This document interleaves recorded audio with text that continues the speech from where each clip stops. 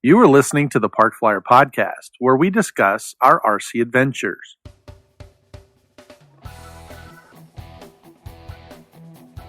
Welcome to the Park Flyer Podcast, where we discuss the ups and downs of the new RC Flyer. Join your hosts, Michael and Jay, as they take flight at the park. Now on with the show.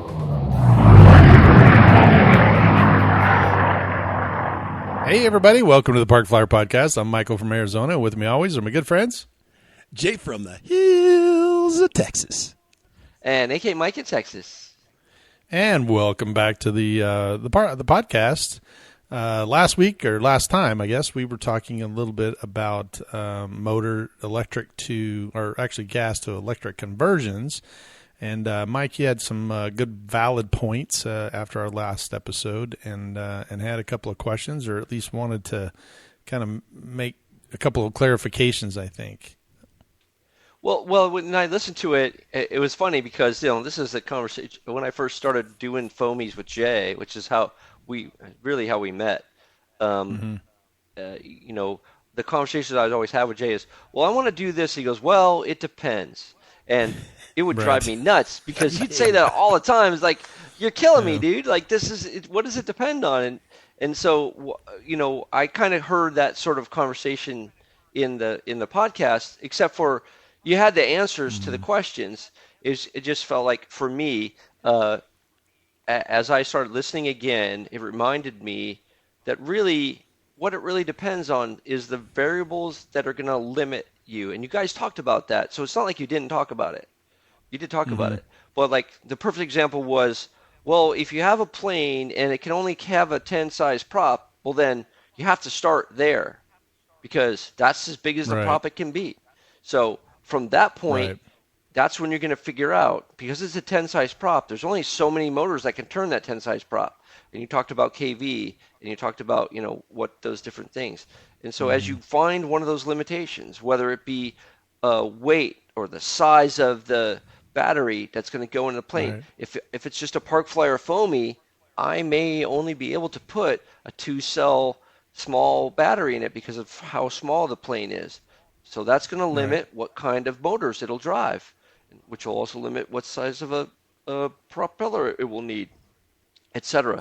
So that's a good thing that you bring up, because one of the things that we did mention was the weight of the airplane. So I think if we were to put the limitations in order, the first thing is the weight of the aircraft. If you have a little foamy, you're obviously not going to put a 6-cell battery in a little foamy, right?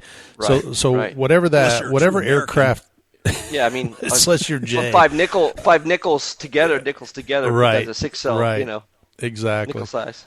So I think that in this particular case, we were talking to gas airplanes are much bigger, right? So we're not really talking about they are, and I liked what you said about that, right? Because that's a real easy way to start with. I'm going to have this size. I have this weight plane. It's going to require this much thrust or whatever to drive it. And there are charts out in the world to adjust that. And if you can't find them, I know they're out there, but then you would go from if you can't find it, just send us an email at parkflyerpodcast@gmail.com. We'll send you one. Yep. They're easy to find on the internet, but we can get you one. Yep. And then that drives the size motor you're going to have because of the weight. You need to have a certain thing, which then you're going to have. So you were talking in order. So it was the weight, and then what? Yeah. So I think the weight of the aircraft is the first one. And then maybe battery size is the second one, because this is a good example of you. What about your prop size? You don't feel like... Nope. A prop, one of the things about a prop is that it's a couple of dollars, right? If you needed a new prop, you can spend anywhere from $1 at Hobby King or up to, if you're going to get a master air screw prop, you're going to spend somewhere north of, depending on, the type of airplane that I have, some of them are $18 to $24. So I think that that's somewhat reasonable that you can exchange props very easily because you just, spend the new one on, as opposed to the size of the battery. A 6-cell battery could be up to $100 and something, where a 4-cell battery may only be $40. So depending on a budget and what I'm going to run on it, if they do make bigger motors that will run off of a 6-cell and a bigger motor that will run off of a 4-cell. So if I have an airplane that weighs 3 pounds, let's say, and I need 150 watts, then I can actually look at the motors that will actually produce 150 watts on a 6-cell or 150 watts on a 4-cell because they are out there. Right. And so I think that the weight being the first one of my aircraft, then I'm going to have to look at the size of the battery that I can fit into the airplane, because I have a pattern airplane that won't take anything bigger than a 4-cell. Now, it wants a 5,000 milliamp 4-cell, but a 4-cell is as big as I can get. And this is a size 60 airplane. And you could put a gas motor on it, but it's, I have an electric one, and I'm stuck with the battery that's only 4-cell. So I think that's probably if you're solid against the ground, like if you have a trike gear or even a tail dragger, and you want to put a 13 size prop on there, but you can't. Isn't that still going to be an issue? I think that's what I'm talking about when I say prop size, not from a cost perspective, but from a physical limitation size. Right. Physical. Yeah, and I don't disagree with you, but I think that the motor is going to drive that. Right? If I have a big enough motor, I could put a bigger size prop on it, but if I have a smaller motor, I can't put a 12.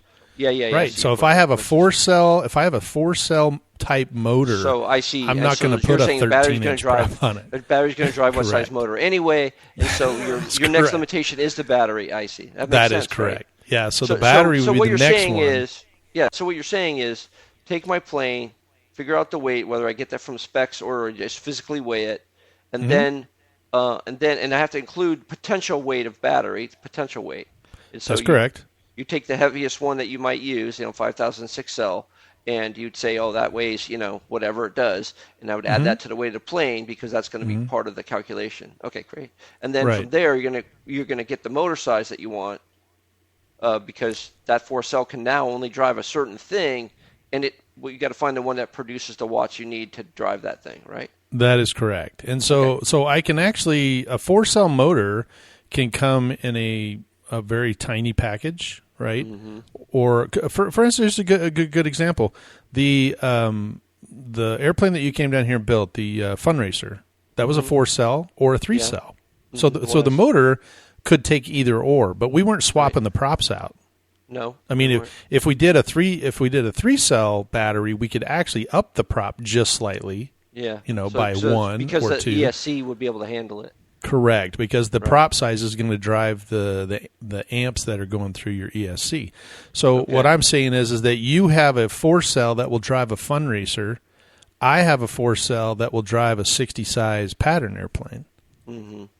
But I bet you we're using, slightly different propellers, because the motor that I have may be big enough to fit in your hand, where the motor you're using is 2 fingers or something. Yeah, it's the size of a roll of quarters. Even though it's using a 4-cell battery, mine's much bigger, has a lower KV. So the lower KV means I can use a bigger prop because I have a bigger airplane. So it produces more wattage. I remember converting a brushed motor airplane with Electro. Remember that one, Jay? The Electro, that purple one? Electro Streak. It was like the Electro Streak. Thank you. And it had a brush motor, which was just crap for it. It really was anemic for it. Yeah, sure. And we found a 900 kV motor that that could swing a bigger prop, and same size battery, all that stuff, weight, everything was identical. And that thing hauled ass. Plus, it just sipped on the power because it was a 900 kV and we were swinging a big ass prop. Right. So I mean, all those things are relevant. So so you got weight, size of your battery, and then the motor needed to drive it, and then the prop. Well, so before I did the motor, though, I would look at what my ESC option is. Because your ESC option, once again, for instance, for you, right? Those are tied. The motor and the ESC options are pretty tied together, aren't they? Not really. No. Okay. I mean, you can tie them together, but what I'm saying is that most guys have some sort of electric, right? So I know Jim who we're kind of using it as an example, he has multiple electric airplanes, but he has gas airplanes too, right? So his choice is to go out and buy a new ESC for the new gas conversion, or he might have one. In Jay's case, Jay says, oh, well, I have an ESC right here. Let's just use this one. Well, if that ESC is a max, amperage of 30 to 45 amps, then you're going to have to get a motor that's only going to drive 30 to 45 amps. Right, and so my point was, you really want to find the motor you want to use to fly the thing, and then you're going to figure out what the amps it's going to take to draw it to get to see it. You're trying to go from, I have existing equipment, and I'm just trying to go from, I need to solve this engineering problem of getting this plane to fly, and then I'm going to go, oh, well, crap, I don't have a 40 amp, I only have a 30 amp, so what do I have to do? Can I even do it if I have a 30 amp ESC or not? Right. And I think that's why I was saying, so it's size, weight, battery size, motor size, ESC that accompanies that for the wattage that you need, right, for the amps and watts that you need, and then a prop size that goes along with that.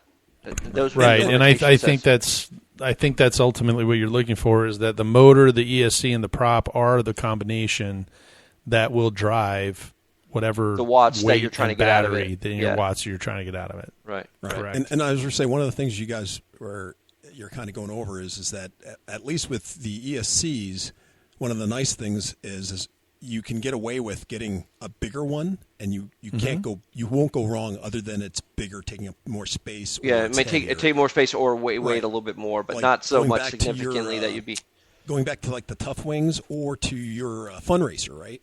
So you could run same prop, same motor with either a 3-cell or a 4-cell. You just had to have it an ESC that was able to handling 4 cells. Yes. Going down lower, you may go a little slower and it may not be as efficient, but you could go ahead and use the 3S. Right. And still fly. And it flew just fine.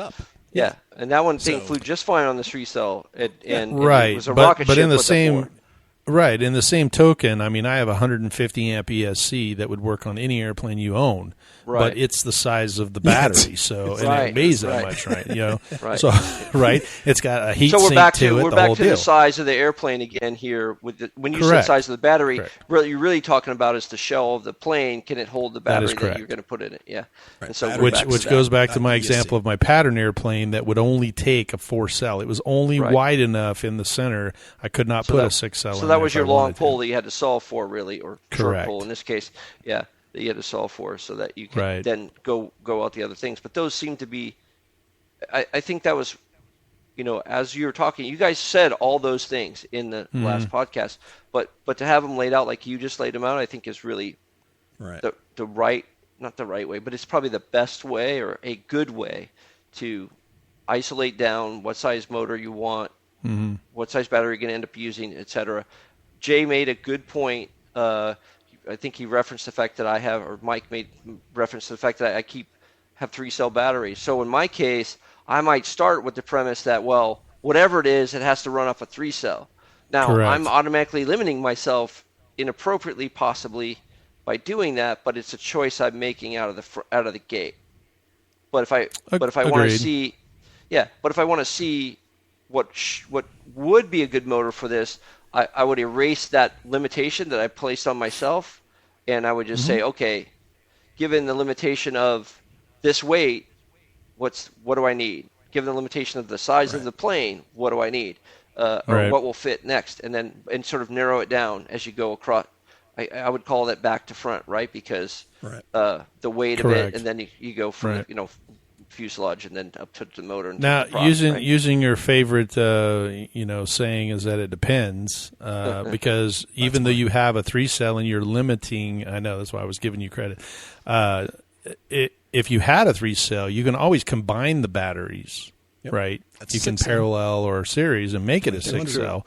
But once again, you were still limiting. So if you wanted to get a bigger airplane, it just required a little more power. You could always take the two, put them together, and say, okay, well, now I got a 6-cell.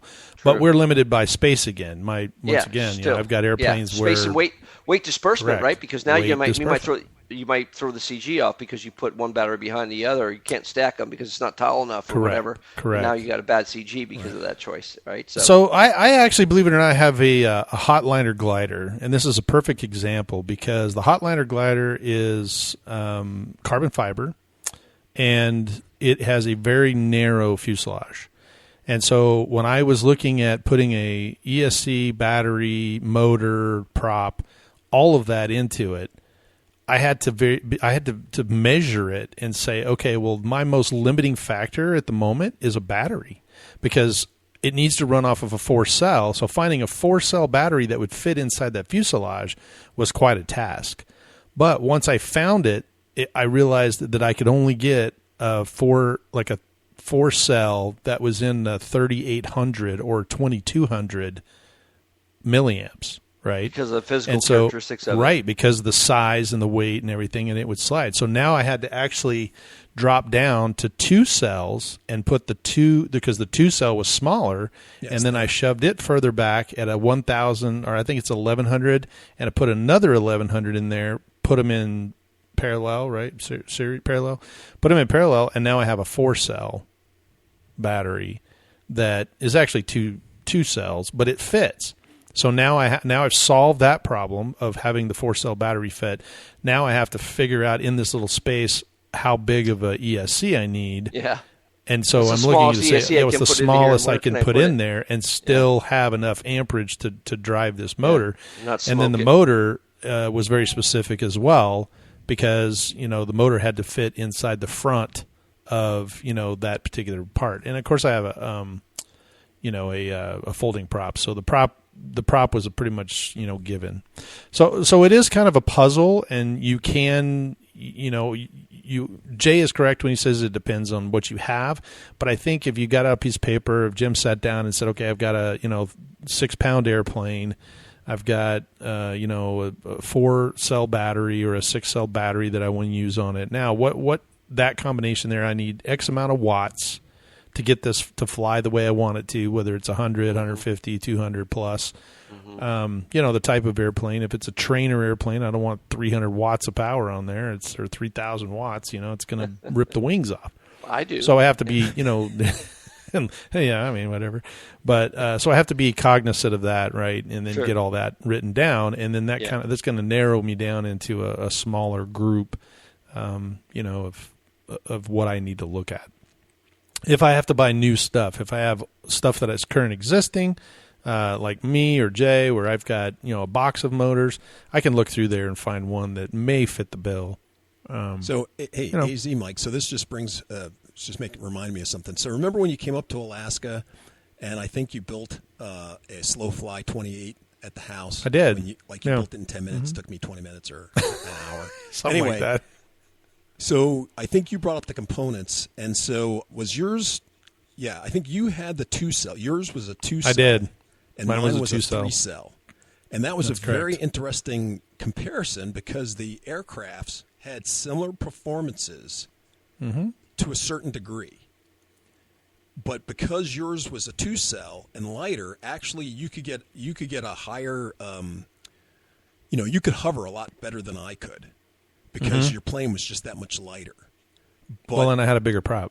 Yeah, well, you had a slightly bigger prop, right? But the thing it wasn't that much different though. But I mean, I was able. No, I think I went from like a 8 to a 9. Yeah, right. But my thing is that the two planes performed the same, but they did. In the outer edges of the performance envelope is where they kind of shone because with my 3-cell, I could fly a little bit longer. But because my plane was heavier, I couldn't stand it on the prop as easily as you could or hold it as long because your plane was just that little bit, a few grams lighter. It could perform better just because of the fact, but because, the motor combinations were so close. So it's one of those things where, hey, you got a 2-cell, I got a 3-cell. Hey, they perform almost verbatim. You can get very similar performances, but at the outer edges of, their peaks, there were some differences, but all in all, if we were flying or doing our thing, hey, they were almost the same. Yeah, you didn't notice, right? Yeah. You didn't notice that much of a difference.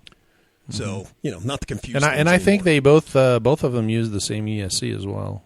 Oh yeah, I think we both had the same one. So we were able to get away with, the motor looked identical, believe it or not. It was the same size. It just had a little bit different winding in it, and so it just performed a little bit different. Yeah, it was slightly. I think I was 1,500 kV. You probably had a lower kV than his. This is probably 1,700. You probably had 15. Yeah, I think I was or 13 or whatever, 13 right? something, right? Yeah. Right. So I could use a lower. Or maybe that was backwards. Maybe mine was 17 and his was 13. It should have been you had the higher kV. Because if you have a lower kV, I can use a bigger prop. So right, but either way. Anyway, but they were spinning about the same. I mean, I don't think the prop spun any different. I mean, they so much power going through it. Which once again, we kind of have these limitations. We kind of put them together, and then that's how we kind of get this thing started. But Jim had mentioned also, he kind of wrote us back and after listening to the podcast and had a couple more questions. And I think, Jay, one of the questions was the C rating of the battery, right? Right. So he was wondering for for this particular problem, right? Is it better to have a 30C or a 60C? Is a 30C good enough for a large plane, or do you have to have a 60 or 80 or 90 or 110C, for a bigger aircraft? Yeah, and so two things with that. Number one, when we first started flying, the biggest battery you could get was maybe 5 or 10C.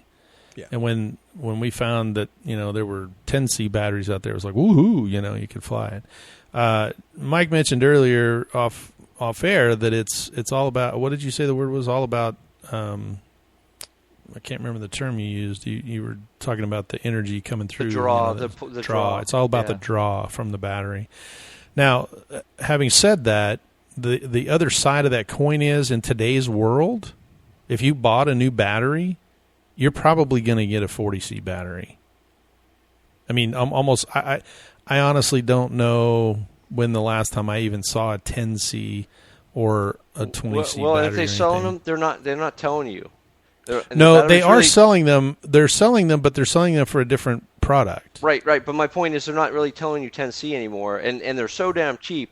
You're like, oh, this is a 2200 3-cell for like $2? Holy crap! And then you realize, after some investigation, that's really just a 10C battery, and they can't give those things away because the well, you can draw an LED light. An LED light can, right? But that's it. Yeah. Any kind of thing with the amp on it is going to be like, it's going to kill the battery. Well, believe it or not, if you look into the FPV world, a lot of the drone manufacturers are the long distance guys, that fly for hours and hours, that they can go up and fly. Those batteries are big, like 22,000 milliamps, and they have a very low C rating. Because the engines that are running on those are very slow. They aren't drawing hardly anything because they're meant to draw. Well, and with the depth of 22,000, the 22,000 milliamps also gives it the draw strength it needs anyway. It gives it an overhead for the pull, right? Because that's really the burst. That C rating is really the burst. If I understand it right, is the burst correct. Speed, the burst amount. If you went from idle thrust to full power, back and then back to full power, that's going to give you this energy where you're drawing and then you're not and then you're drawing, so it spikes. And you can actually see that on a watt meter. You can go ramp it up really fast and you can see those watts really peg out, and then if you come down and then just kind of move it up, you can see that there's a difference. It's the equivalent of trying to get your entire swimming pool drained through a garden hose.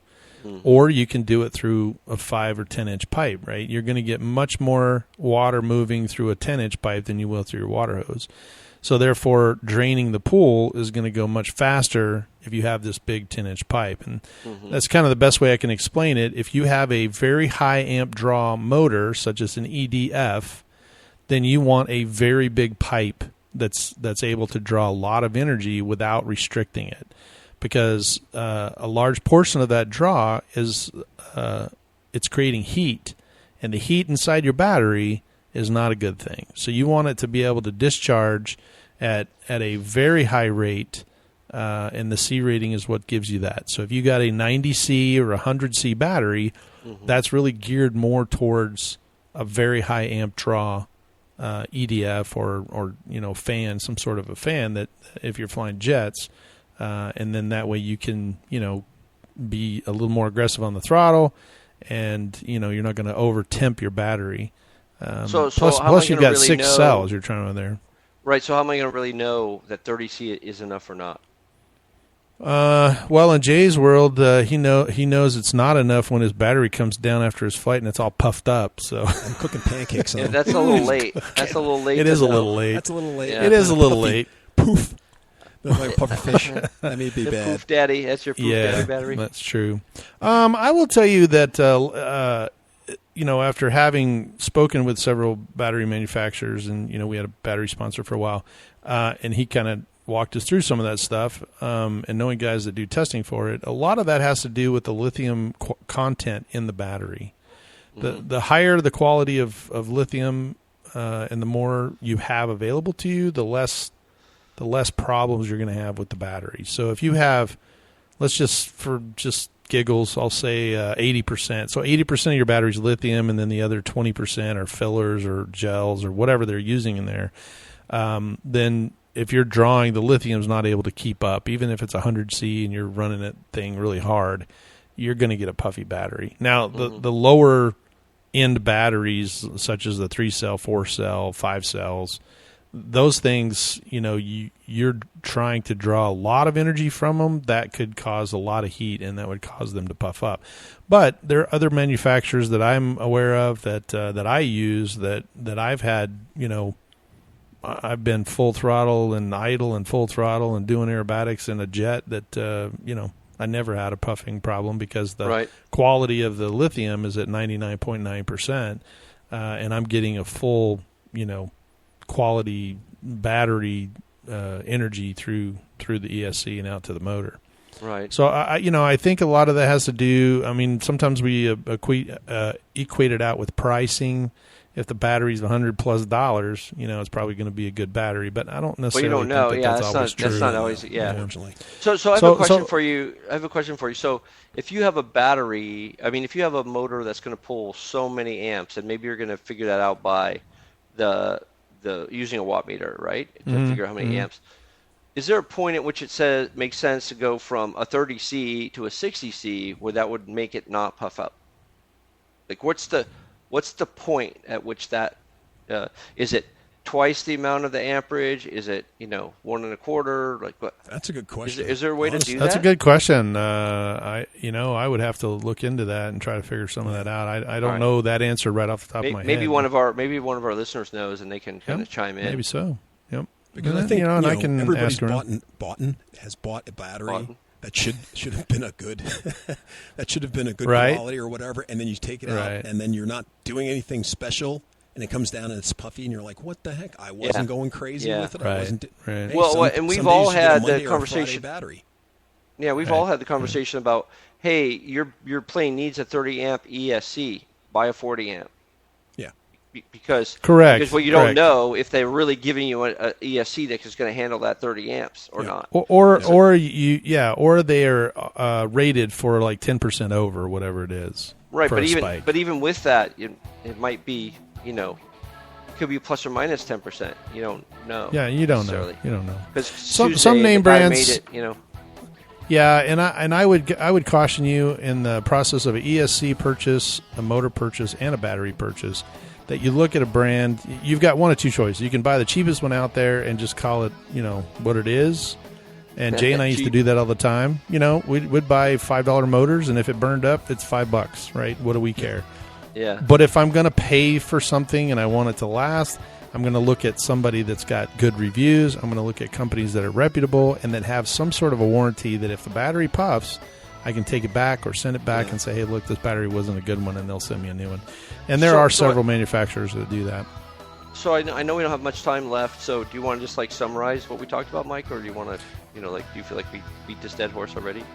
No, I think it's a good summary that we kind of clarified in your eyes. I think we clarified that there is a method to our madness, that if you start at the weight of the aircraft, look at your battery limitations and the size of the airplane, if you can fit that stuff in there, and then look at what kind of motor ESC combo, and then with all of that information, you can look and say, hey, how am I going to fly this? If I'm going to fly it as a sport aircraft, maybe I only need a 30C battery. If I'm going to fly it as a 3D airplane and really hunk on it, and put a lot of energy through it, maybe I need a 60C. So all of that combined, kind of gets you along the track. And then once you get down that track, then, Jay's Depends comes in all over the place where you say, okay, well, what kind of prop do I need? Not doing this? it, not wearing them. Do I need an electric? Do I need a, whatever kind of prop? And then it's just a matter of taste, and, we can kind of go over that. But I think you brought up a lot of valid points. Hopefully we answered Jim's question. I think it's still worthy of some more discussion. So, join us on the next episode when we kind of continue this discussion on gas to electric conversions.